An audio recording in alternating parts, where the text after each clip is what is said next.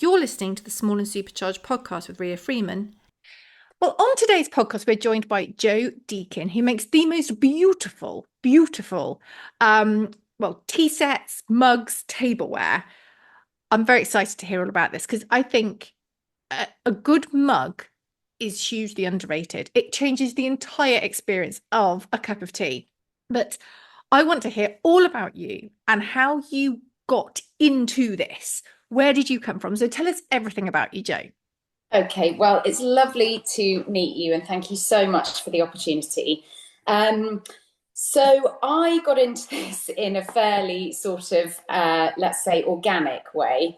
Um, Prior to setting up and founding my company in 2017, I was an interior designer. And I was footloose and fancy free in London, and I worked for some amazing projects and companies. So I have a design background, and I'd done that for several years in a previous life. And when I met my husband and moved to Worcestershire, all the sort of bells were ringing about, well, I've got the time now. I could set up my own company. I could go freelance and still do the interior design. Babies came along, and obviously then that changed everything. And I wanted to sort of still very much be in the design space, but go for something and focus on something that was potentially just more family friendly, and I could get it within my working week and have weekends and not quite have the pressure of full interior design. And I was sitting with a friend at our kitchen island discussing her fantastic wedding presents list that they were about to get married. And she said, the only thing I can't find are really beautiful cups and saucers. To which I, as a complete throwaway comment, said to the room, obviously to her, oh, I would love to do something like that, design sort of English chai. I love tea. I'm absolutely passionate tea drinker. First thing I think about every single day. And my friend and I were just chatting away about, oh yeah, what brilliant, that's a lovely company, the one that she'd sort of brought up at the time. And literally my husband turned to me and said, what a great idea. You could totally do that. And I said, what do you mean? No, no, no. I just batted it away and said, yeah, hilarious. And he said, no, no, honestly, think about it. You could design it. You could have it, we could find out where it's made. We could, you could design it. It could be manufactured. What a brilliant idea. So hence this sort of journey of thinking about all the designs. It was a light bulb moment of so many things coming together in terms of being a new mother and living by caffeine. I had literally had a 3-month-year-old daughter on my hip and a 2-year-old toddler. So it wasn't exactly, with hindsight, possibly the best idea to start a business there and then. But you can't always stop the design juices flowing. So off we went to Stoke-on-Trent and knocked on a load of doors, and asked people for help and advice as to how I would go about what even the process was. Because even then, rewinding, it was just me, a piece of paper, a pot of pencils, and my passion and love for complementary colours, geometric and symmetrical patterns that would lend themselves really well. And as the process started, and I started to think, actually, this would tick a design box, this would tick a, giving me something to do that I could do in my own time. So, because at the start, you sort of think, let's just start it and see. But it's sort of now merged into this kind of, of course, tableware now is huge and there's so much choice. But as I started to research, there's also a gap I felt in the market for contemporizing English fine bone china, because those that love a warm, comforting cup of tea, coffee, herbal tea, and everything in between will know that certain drinks of their choice taste better out of certain, and everybody has their mug that they love, and don't touch my mug, that's my mug, and my mug's in the dishwasher, what am I going to do? So it started in this sort of channeling my design passion into this multifaceted sort of, um, you know, everything from our sort of company ethos of slowing down and sipping, and the importance of turning your kettle on, and the importance of having that moment to restore and reflect. And, if you've just had too much going on, I always step away, go and put the kettle on, make a lovely cup of tea, come back, you've had 5 minutes to think about it. And, so it sort of evolved in that extraordinary way where it was just a thought planted by a friend. And it started with the humble mug and cup and saucer. And now we do, all the way up to sort of full dinner services. So yeah, it's been a bit of a mad journey, I have to say. I love it. I mean, have you always had that creativeness? Sort of at school, were you really passionate about art and that more creative side? Definitely. I see life in colour 100%. And actually, at school, I wasn't remotely that sort of tick box kind of, she's absolutely middle of the road at everything. No, I was extra maths. I was, um, not a rebel, but definitely, had my sort of pockets that I knew I was better in than others. And it was always to do with colour. It was always to do with that sort of, I mean, I remember vividly being lucky enough to go to a school that had, a fantastic DT department, and they had a kiln in the DT department. And I remember being at the wheel, having a terrible go at making, a Mother's Day vase or something. And I'm not saying that then stayed with me and was the passion for now having the company that I have, but anything to do with creativity and color, I'm very much at what people call a right brain person. Left is very much spreadsheets, black and white, very good at maths, that sort of thing. Right brain is, I had to revise with spider diagrams, with color going off, highlighters everywhere so that I could remember all the various. So I'm not surprised, but then it sort of goes hand in hand with my parents and my upbringing, and having a very, very lucky to have such a stable home. And home was always where we came back to. We had high times, low times, great meals, all of that.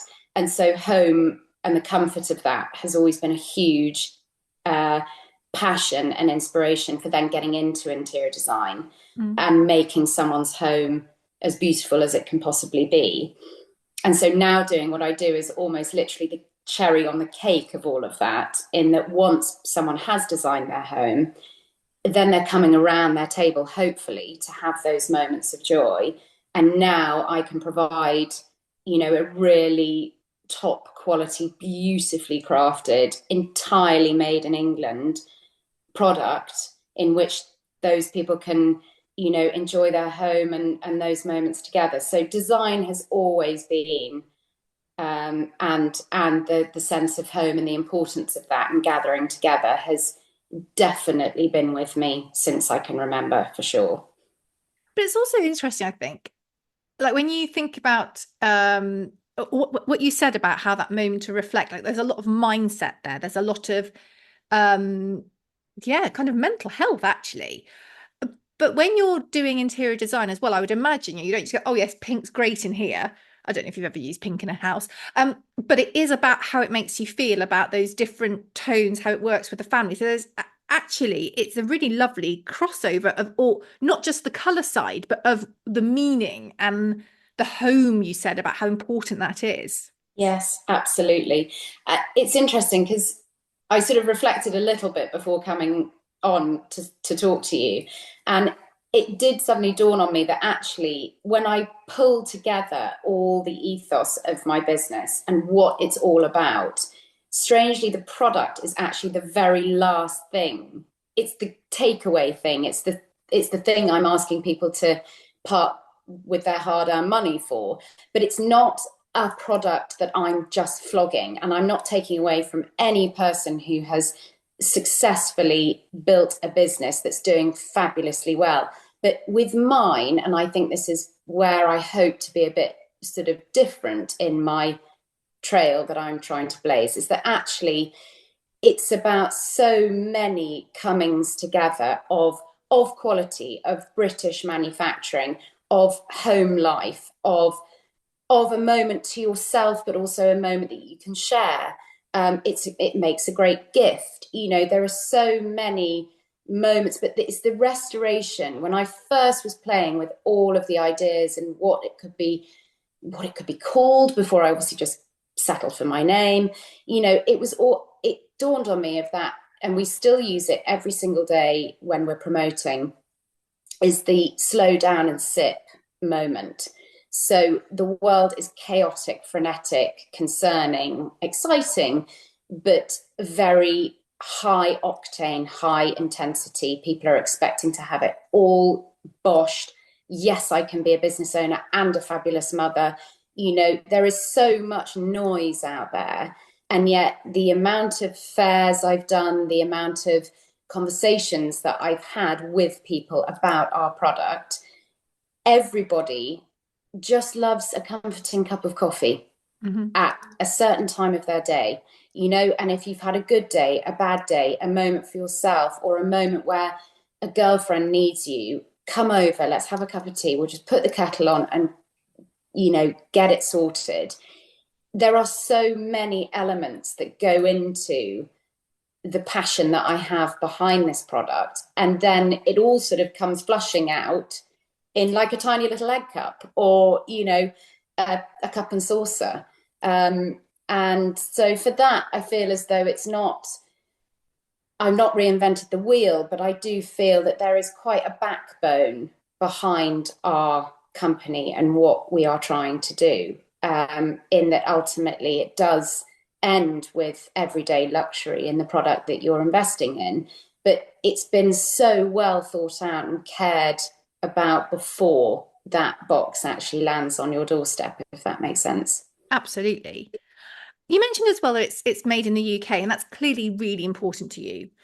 Why? Why is that? Because in the world we live in now, I was speaking to somebody actually just yesterday, and I was looking for a particular color of jumper, and there were so many ads from, I won't name the name, but incredibly cheap Chinese brands that are very well known, and there have been documentaries about, for like Yes. no money at all. And I would never, hand on heart, I would never buy from them. I just don't believe in it.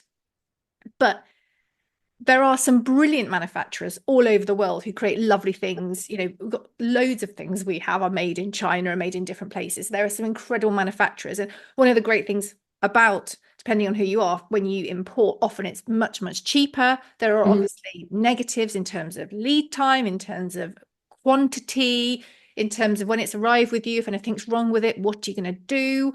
Um, Sourcing good people, loads of issues. But cost is a factor. Why is made in England so important to you? Such a good question. And you touch on so many relevant points there, and so many things that I have really thought about long and hard over the time that we've started. Um, I would say, first and foremost, a lot of it is to do, now that I know what I know, a lot of it is to do predominantly with the quality. So I now know that the fine English china that my factory in Stoke-on-Trent provide is the best, because I have mugs that are, you know, or have had in the past, mugs that shatter or burst when boiling water goes in, or get that horrible mottled brown, that even, you know, the highest quality of cleaning product will not shift. I can hand on my heart say that the quality that they produce is the best, from the clay mix that they use to the artisan way that they make the product. And all of that I know because it's 65 miles away. It's not far So, at all because I'm Worcestershire as well, and I know Stoke is are just you? kind of up the road. I didn't know you were Worcestershire actually. Yes. Oh, amazing. We could have done this in person. I know, I Um, didn't know. I didn't know. and that's just fantastic. I could live in Kent and would still have it made in England. But for me, the process of getting to my designs, and then those go up, and the process starts from there, in the art studio and then in the production side of it. All of that I can have visited from home to the one factory to the next factory and back again. not only does that keep personal relations strong and they know who they're making it for, but also I can see how the process works. I understand my product better than if it were to be made in China. Now, I agree with you. There are incredible craftspeople all over the world doing amazing things. And I've often thought, if I were to make it overseas, it would bring the price right down. I might be more appealing to retailers because the retail space has changed so much now and the markups are so huge. I'm not as attractive to retail as someone who is made in India might be. But those are the realities you have to face, and you have to stay in your lane and have the courage of your conviction to say, I am made in England because English tea is the best. It goes back to the same story of all these thoughtful touch points that I've talked about with the ethos of the brand.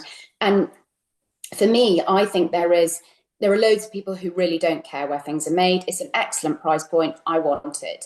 But I do feel like there is a move towards all that eco side, that authenticity, not just of the brand, but where am I actually getting this product from? Has it traveled over boats, ships, planes? How much would that make a difference in, the environment if it was all made over there like everything else? And so for me, it's closer to home. So there's definitely the eco side of it is ticked in a much better way. But for me, it's the quality, and also it's the quality control. So I can go up and I can say, for me, the handle is just 1 inch too high. And actually, various numbers of customers have said the same. Is there any chance we can set the handle lower?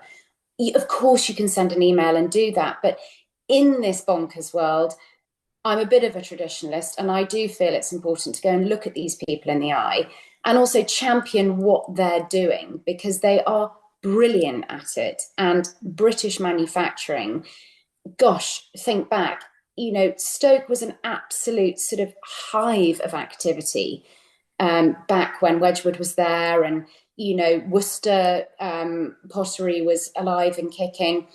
In a dream world, I would like to have a very small hand in getting Stoke back up and alive again. And for me, it's just another part of our particular backbone, not taking anything away from anyone else, where British made, for me, makes sense in terms of producing something that I feel passionate about the quality in, but also I can 100% say to somebody, yes, our mug is £20. It isn't the cheapest, but I can justify the cost. I'm not just being greedy in the fact that it's £20 instead of £5.50. There's a reason why I'm charging the price that I'm charging. And it might be very, simplistic in my reason, but I can justify that price point because of what it takes to be made in England, if that answers your question. Absolutely. I think more and more, again, I feel like I was speaking to somebody about this the other day, but when I give a gift that's actually got a story behind it, I'm telling the person the story, whether they want to know or not, because I've put the work in, I've found a thing, I've thought about it, and I will tell them the story. And then they kind of go, oh my God, that's amazing. And it filters down. It's a bit like sort of fast fashion versus investment pieces, isn't it? 100%. And people do pay significant money for investment pieces, but the point is they bring them out year on year on year, which is, if you're thinking about the kind of cost per wear, they Yes. work out as not much at all. And actually, if you've got a favorite mug, I've got some mugs that I love from a customer of mine, who they are actually fine bone china made in the UK, but they've got horses on them. and Yes, um lovely. and when they are in the dishwasher, I'm slightly devastated that I have to wait. And I actively look forward to using it. If that mug is in the cupboard, I'm using that mug. So actually, the cost per use of that mug versus something that I was maybe given or came with an Easter egg in the back of the cupboard, it's worth it. Actually, it works much harder than the cheap ones. I agree completely. And that's you as an individual talking about that and what that means to you in your day, Mm. and how, just like me, I'm devastated when all my mugs are in the dishwasher. Yes. and I'm going to wait instead of use the decorator's mug that's on the top shelf that I can't reach anyway. But there is that side entirely of it, and then again, the organic growth of the business and the ethos and everything else was this other side of gifting, and it was a sort of selfish project in a way because I got to design it in all my favorite colors, but the patterns speak to me, but then the colors also, and everything has two colors and is combined in that way. But the teal that's on one mug, sorry, will also be on another mug, but in a different pattern. So then you've got the ability to mix and match as well. So the gifting side of it for us is is definitely quite a large side of it. I do get lots of orders where they've used the gift box and they've written the most wonderful message, and I handwrite that, and then that gets put in with the packaging, and then that gets sent out, and that's then the moment where you can have the story for yourself and it's your mug, but then you can also, just like you said, you're looking for that gift. It's the backstory. It's saw this and thought of you always. That's always an easy sort of little strap line to put with it. But it's the little crunch version of our story is written on the side of our boxes. So even our packaging goes to the point of thinking about, let's tell our customers it's not just to keep it safe whilst the postman shakes it around. It's also, that whole box and design that we've done for that is another wrapper around the cherry on the cake, providing the whole story again. And so I think, like you say, that fast fashion versus, investment piece, you might be investing in it for yourself, but also then you're gifting it. And you might gift you might gift a mug and an egg cup, and then they might love it and they think, actually, I'm going to charity that old lot that I, inherited from mum, and I'm going to start my own collection. And every birthday, somebody gives her something else that she might like, or him. And it goes, round in a really nice way that way as well. But they are investment pieces. But I am unashamedly unapologetic about that. That is our brand. If you would like quality made in England at a certain price point, I've got you. If you don't, thank you for your lovely comments. You're much better going to a large supermarket and buying, 5 for a tenner. I'm not judging, but you've got to stay in your lane. And for me, it does go back to your question about being made in England. It just fits my ethos and my principles, I guess, in a way, better. So that's definitely, us in a nutshell, I would say. I think it's so important to stay in your lane though, because we see more and more, particularly online. I mean, as we're talking, this will be out before Black Friday. We've got Black Friday looming, and a lot of businesses, small businesses that, to be honest, some of them really shouldn't be doing Black Friday, feel pushed into it because they're competing on price alone. And I think when all your business is based around price alone, that's a really dangerous place to be, because you can only really go down. Mm. But when you've got the story, the thought process, the quality, the research behind it, you're not competing on price. Actually, price is very much secondary. Yeah. It's the story that you want to buy into. And I just think I'm sure I did a podcast about, like, if Black Friday doesn't work for you, just don't do it. But talk about you and how great you are. Yes. And why you're not doing it, because actually you Yes. give you the best price you can all the time, and Yes. you want to make sure that everyone up the chain gets a fair price for their work or whatever it is. But Yeah. don't be ashamed or worried or concerned about the price you charge. If it's a fair price and a correct price, stand by that price. A race to the bottom is not the one. I couldn't agree with you more. And I think it has definitely taken dark moments in terms of, it is predominantly me. I do have help in certain areas that I'm just not as good at. And I'm not at all afraid to ask for help. But, when it is just you, a lot of the time, you are in your own head. building a business takes time. It's really, really hard. There are loads more lows than there are highs. And I've had discussions with my husband where I've said, oh, is it just too expensive? Am I just asking for too much, of people's money? Should I just go and get it made in overseas? And then every fiber of my being is like, just don't do it. Don't do it. Doesn't feel right. Don't do it. And actually, it's Holly Tucker and her amazing work that she does, who they've put together Colour Friday. Now, Yes. I guess you could argue in a way that aren't you just sort of dressing it up in colour and you're sort of doing Black Friday? But her ethos, which is what we are going to do this year, is Colour Friday, because that is championing. You're banging a completely different drum. So you might get a discount, and I do think there's a place for a discount. We discount our first orders for everyone site wide. That's healthy business, I think, and people do expect that. Free shipping over £100, things like that. You've got to be savvy about it. Yeah, I'm completely. not afraid to do a weekend like Colour Friday where there'll be a blanket discount across the site.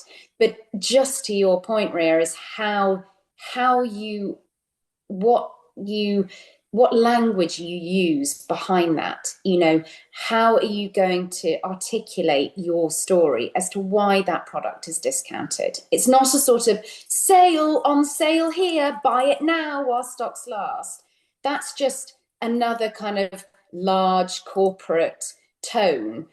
The people that enter into the small business Colour Friday are those that are actually waving way over in the other side, saying, this is my story. This is my independent business. This is what you can expect to get. This is all the quality. This is what it normally costs. And for you to come on board with us and invest in us as a brand, here's a little lovely, discount to enjoy for the weekend. And that is, in all honesty, pretty much the only thing that I get involved in throughout, the calendar, in terms of discounting. I might do a January sale over, certain items that are low in stock or whatever Yeah. to do more of a stock management thing, the way lots of other people do. But otherwise, the Colour Friday is a really nice, different way of getting involved, being part of a community, using all the hashtags, getting, all that kind of traction, and giving people a little extra gift. But again, it's like standing by your price point, just what you said before, where you're standing by your ethos, but it's just for a limited time. And, it's almost a thank you for joining our side of things rather than going for, the more sort of just, I don't know, churned out version of what people are expecting. Great if you want a new Hoover, fantastic. But I think if you are, again, following that brand and thinking about making that final investment, I've seen her here, I've seen her there, I've seen her in someone's home. I really like it. I think I might part with that money. Hopefully there are lots of people thinking about lots of small businesses in that way. Then it's an opportunity to then say, oh, this is the way I'm going to start my collection. I'm going to shop with them on Colour Friday, and hope that the quality stands up to their to their sort of thoughts, and then it's another door opened. Completely. You mentioned, I always ask this question, and we always go lows before highs because I think it's good to, take it down and then take it up rather than, take it up and then down. Lows. Every business has got lows. Sometimes every day businesses have lows. Are there any lows on your journey that really stand out as that was a really tricky time, or you had to make decisions based on that low? 100%. I couldn't agree with you more. Daily, there's a challenge, without a shadow of doubt. I was actually listening to one of your previous podcasters, and she said it absolutely beautifully. Cash flow, juggle of being a mother. Doing the right. Am I asking for too much? should I just go and get a job? Then I could just bring money in, you know, and be there for all the right times. There are so many, I think, as women in particular, we are so tough on ourselves. It becomes ridiculous. And actually, you need to sometimes step back and have a word to yourself and just think, actually, you're doing a great job. But I would say one of the biggest challenges is definitely, as much as I am passionate about being in the UK, the passion needs to be kept alive for that, because it means you are segregating yourself a bit from mass market, because the margin isn't there with being made in the UK. Now, I'm not saying I've had an unbelievably exciting meeting last week. There's all sorts of opportunities, but it does close off a door. And I do think about that almost daily, in a way, certainly weekly. Am I on the right path? When I think about it, yes, I'm on the right path. Excellent. Let's go forward.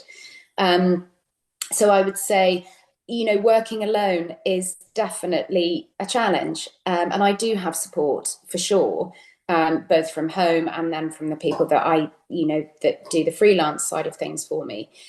But I would say, without a shadow of a doubt, all these lows are normal. They're not unheard of lows or challenges. They are. You only need to listen to a podcast or talk to someone else who's trying to do it to realize that you aren't alone. I often talk about it, and my husband says, well, if everyone did it, it would be easy. If it was easy, everyone would do it. True. So that building a small successful business can be rock hard at times. But when my orders come in and my phone makes its little shting noise on Shopify, and I print off my orders and I go up and I wrap and I pack them myself, and I put together that gift note from John to Sheila with all my love after 50 years of marriage, and they may have done a whole tea for two set, in which case that's a teapot, that's 2 cups and saucers. It's all out before I wrap it.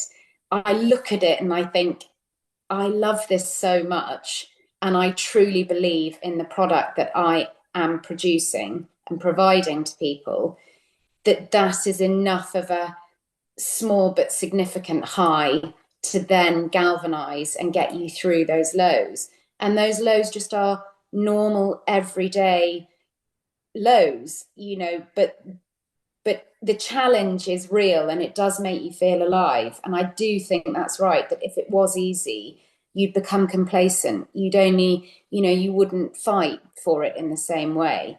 So I wouldn't say there's one particular low.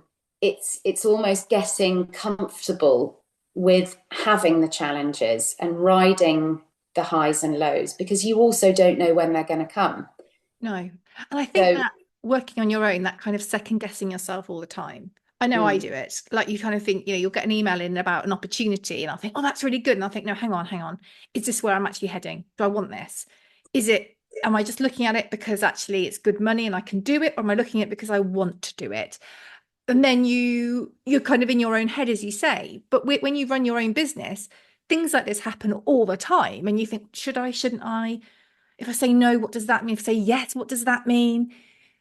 Yeah, and it's hard. It is hard. And you also, I think, there are definite lows of, standing at a fair when, the stand next to me is super busy and I'm just not as busy as that person for whatever reason. And people come along and they say, oh, how beautiful. My mugs, I've just got so many mugs, I don't need any.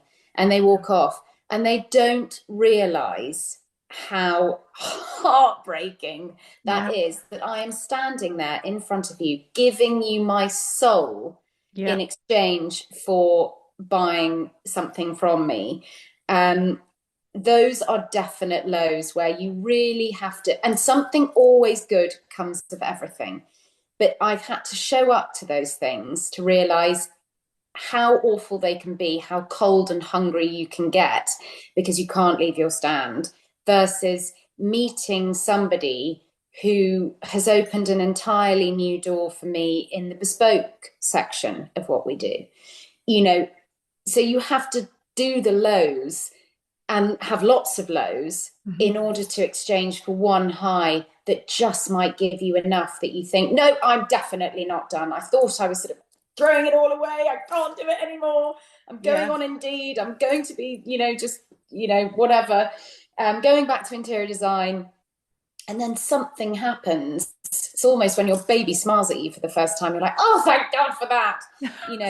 It's one of those moments where you just think the lows. And I think what you need to have the tests to make the good times feel so good, because, and by no means are we there yet. We're not that business that's got people knocking on the door because we're about to have investment, or that I'm about to sell out, or whatever like that. It's hard graft, don't get me wrong, but you have to be so passionate about what it is, the service that you are providing in whatever service or product that is, so that you can counteract, you're in your lane and you're doing the right thing, and the lows are just going to come. Let them wash over you, try and deal with it, take a step back, put the kettle on, make yourself a cup of tea, Yeah. and go through all of that to, an overnight success does not exist. For anybody who's banging the drum of it was an overnight success, boom, suddenly realised no one had that product. I had that product, I could scale it, and within a year I'd sold out. That might exist on the smallest scale, but in general, that simply does not exist. And I think it was Joe Wicks that said it takes 10 years to make an overnight success. So I think I need to sort of print that or have that tattooed or something. Have you listened to the podcast he did with Grace Beverly? I haven't, no, but I will. Superb. I was listening to it on a dog walk yesterday, and he was saying how he used to turn up in Richmond, I think, with Yeah, his like boot camp setup, and nobody would be there. yeah, And he would ride his bike there with a trailer on with his stuff, and no one was coming. And yeah. and the Oh, graft that man put in. yes. And again, we see he's a huge success now, a mega success, and absolutely earn every bit of it. But so many people don't realize how many times that man turned up and had nobody at his boot camp. It's, They think, oh, it just happened. He just yeah, started doing PE on the television during lockdown. He flipping didn't. no, he did not. He did And not. the other fantastic one that really has stayed with me, I actually sort of recorded it and have played it to myself several times over when those times have got quite hard and low and manageable but definitely difficult. The amazing Mr. Schmidt, who founded Eden Project, was on a podcast. He is the most amazing man. So we found in And what project? It the went a bit Eden, weird then. the Eden Project Oh in, yes, yeah, in Cornwall. yes. Yes. So he was talking. He's got years of sense and success and whatnot behind him. But again, he spoke so eloquently about it. And he said, if you have a product or a service that you are so deeply passionate about, that you love, and you show that to 10 people or 100 people, and half of them say, oh, yeah, I love that too, the chances are there are thousands of people out there who are also going to love it. So your biggest problem is how you're going to tell those people about the product that you have. Yeah. And I would say that is my daily challenge. Because without being in the good old days of being on the John Lewis shelves or the shelves of many excellent retailers and having that partnership, it's excellent that things like Instagram and, the digital age exists now, because that is now my shop front. But it's hard to get that product in front of people unless you are doing all your due diligence on using the right hashtags at the right hashtag days for the right algorithm at the right time, showing up consistently. That's a job in itself, but that stayed with me so much that if you have a product you believe in and other people like it too, then the chances are you've got a business. The problem you've got is telling the number of people that you need to make it a small, successful business. And that is certainly where we are at the moment. But it's an exciting challenge, but it isn't easy. And, you can't go into it thinking anything else. You've got to speak to people and listen to those podcasts where people are actually honest and real about, how hard it can be hopefully before those highs do come. Share a high with us that you've had along your journey so far. I would say so.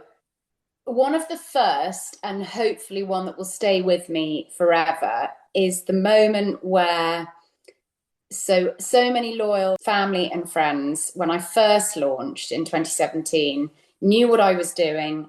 The website opened, and over goes the ching from my website. Oh my gosh, I've got a sale! Amazing! It was mum. Next one, it was my sister. Next one, it was dad. Next one, it was auntie, uncle, my husband about 500 times. And it was that moment where I was like, it's happening. People like it. They're doing it out of sympathy, but we're doing it. The moment my sale notification went off, and it was a name I didn't know in a location that I didn't know, and it was for 2 cups and saucers, and it had a gift note. It was such a high, and it may sound so basic and so sort of, oh bless, No, but I think it's lovely. is the moment where I knew I was beginning to do something that was the ripple effect of the stone going in the pond. That first ripple, everyone you know and love. The next one, everyone you know and loves, friends and family. But we'd got to the point where the ripple effect was coming out, to the point where someone had heard about us on Instagram, or seen the website, or seen me at a fair, and had taken my information, gone online and made that first sale. And I think for me, that was the moment where I was like, I've actually gone and created something. I've done what I set out to do, which was provide a really beautiful product for those that need it and want it. So that was a huge high, I would say, for sure. And I think that's sort of stayed with me, and it is that sale conversion, but it's not in a monetary way. It's in the sort of everything that we've worked towards, all the ethos that we have behind us. When those first sales came in, and it's not something that ever gets old, ever. So I would say that was definitely is a constant one. And then I can't mention names, but there is the opportunity where a low has turned into a high, because I went to my factory and I said, look, I really think for the quality that we provide, you already manufacture for them in different products. It would be a great in. I want to just go and present something. And the guy that runs the factory up in Stoke said, look, let's just make them something so that you can go and present it. So I went and presented it. It was absolutely beautiful. A conversation went on for quite some time. And in the end, it was just wrong time. Thank you so much. And the door shut. Super low, thinking this could be great. Anyway, I had the door reopened last week, and there is a conversation brewing with that same British retailer. And nothing has happened yet, but the high of walking away, showing the buyer and her saying, it's excellent, we love it. That's amazing. Like, that's lovely. Whatever happens next, that's a really cool high, isn't it? Well, I can't do any more. All you can do is go and show that thing that you've done, that you've made, to the person that might just, hold the keys to changing the way your business operates. And I sort of walked away literally saying, if it's meant to be, it will be, because you cannot control these things, but you can only facilitate. Luck just doesn't happen. It's not something that, oh, I was just really lucky. I just No, don't believe in that. You have to facilitate, you have to position yourself. You've got to get into that position so that when the door opens, that's the lucky bit. That's yeah, the bit where you're like, I was there at the right time.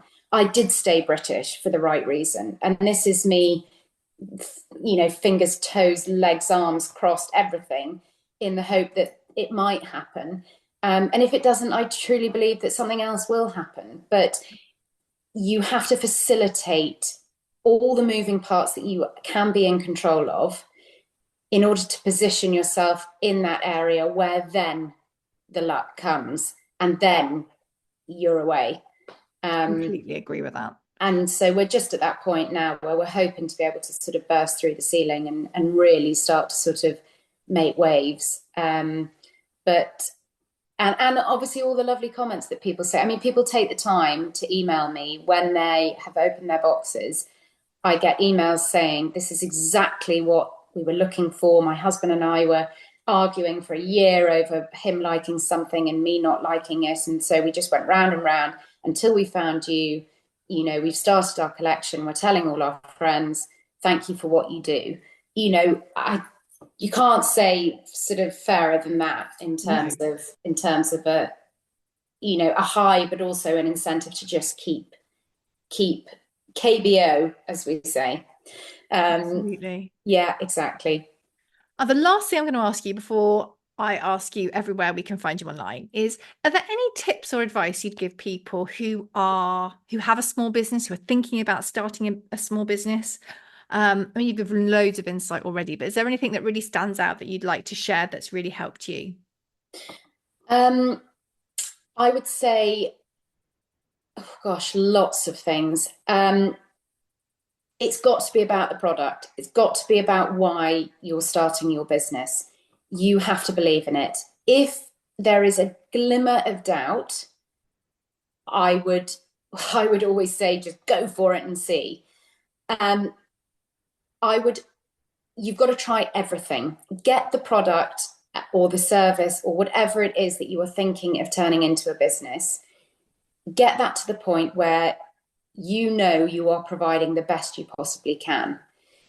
Get the story behind what you're doing part of the overall look and feel so that people can really understand what it is you provide and why.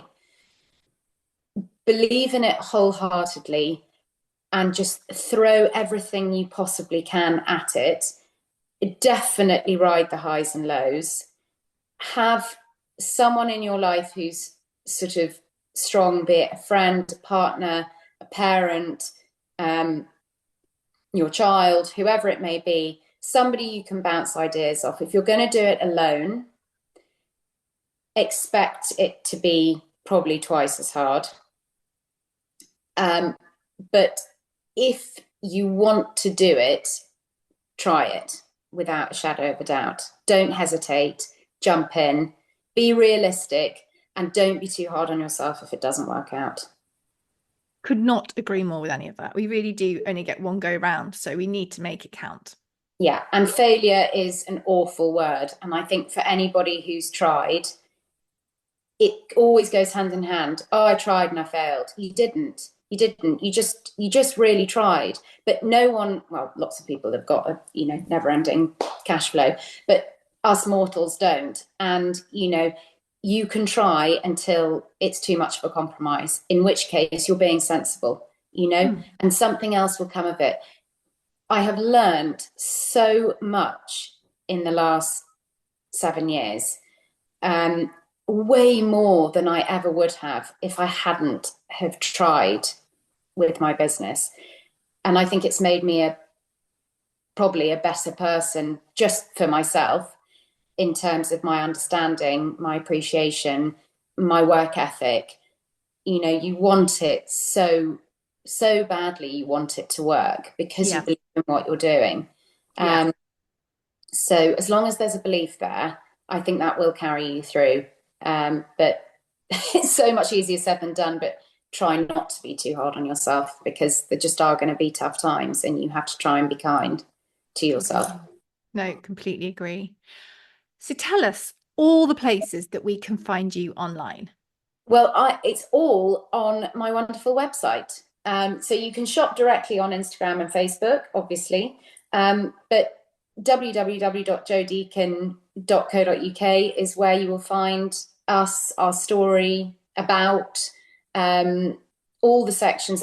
We have a wonderful gifting side to our website where I've actually grouped together. I've made it super easy for people who just need something really quick. It's about 4 clicks of Well, that's gifting, always good. That's 100 always good. for him, cart, Apple Pay.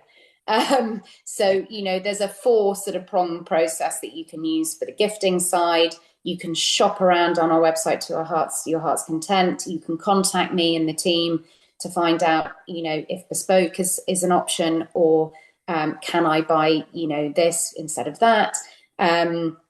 It's all online because for us, direct sales make the most sense. And so we do try to do a lot of work on Instagram and Facebook and across socials, because that is our shop front, in all honesty. And the power of the website is not something to be, that's probably another tip. Invest in some good branding and a really good working website. And it doesn't need to cost the earth, but your website needs to work well. It needs to be your cart horse. So if you're doing, business to consumer like myself, my website is everything. So yeah, it's all online with Amazing. beautiful pictures to show the story. They are Lifestyle. beautiful. I've been admiring the website for quite a bit of the morning. So yes, they are beautiful. Go and have a look if you're listening. And thank you so, so much for joining us today, Jo. It's been great. Thank you so much for having me, Ria.